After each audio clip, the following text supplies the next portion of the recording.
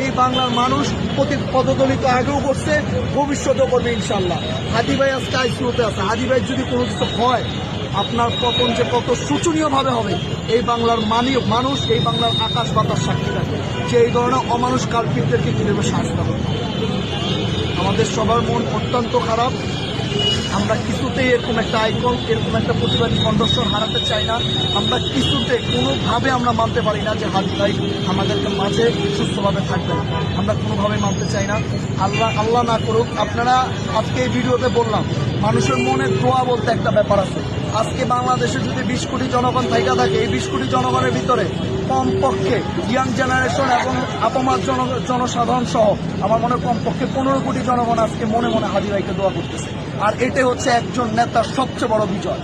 আপনি যত বড় সন্ত্রাসী হন, যত বড় গ্যাংস্টার হন, হাদি ভাইকে গুলি করছেন, আমাদেরকে গুলি করবেন, আমরা রাস্তায় হেঁটে যাব, আপনি একটা সন্ত্রাসী বাহিনী দিয়ে গুলি করে ফেলবেন আর আপনি মনে করবেন যে শেষ, প্রতিবাদ বন্ধ হয়ে গেছে। না, এটা আপনার ভুল ধারণা।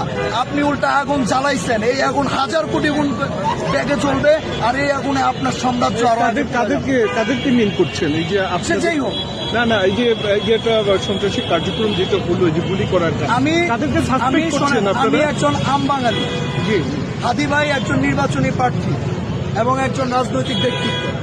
হাদি ভাই যদি কোনো কিছু হয়, আমি অবশ্যই মনে করবো যে রাজনৈতিক ফায়দা যাদের হবে তারাই হয়তো হাদি ভাই আক্রমণ করছে।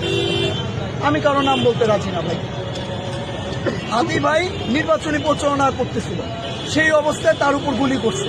তার মানে কি? সে চাচ্ছে হাদি ভাই নির্বাচন না করুক। কে চাচ্ছে আমি জানি না, তবে সে যেই হোক, বাংলার জনগণ, সে যেই হোক, বাংলার জনগণ কিন্তু 2 যোগ করলে 4 হয়, এটা বুঝতে পারে।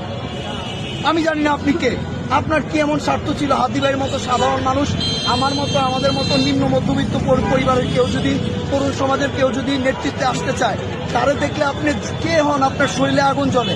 আপনারা একটা জিনিস খেয়াল করবেন, আমাদের হাসনাতকে কিছু মানে তার প্রতিদ্বন্দ্বী বলছিল যে যার বংশ পরিচয় নাই, তারপরে কি রাজমিস্ত্রির ছেলে, এই ধরনের কথাগুলো মানে কি? সাম্রাজ্যবাদ যাদের রক্তে মিশে আছে তারা কিছুতেই মানতে পারে না যে একটা গরিব ঘরের ছেলে একটা সংসদ সদস্য হবে। কিছুতেই তারা মানতে পারে না। কেন আপনাদের এত জ্বলন? কেন সারা জীবন আপনারা খাইছেন চৌধুরী মিয়া খা, গরিবের পোলা গরিবের দেশ বুঝে নিবে, এতে আপনাদের এত জ্বলা কেন?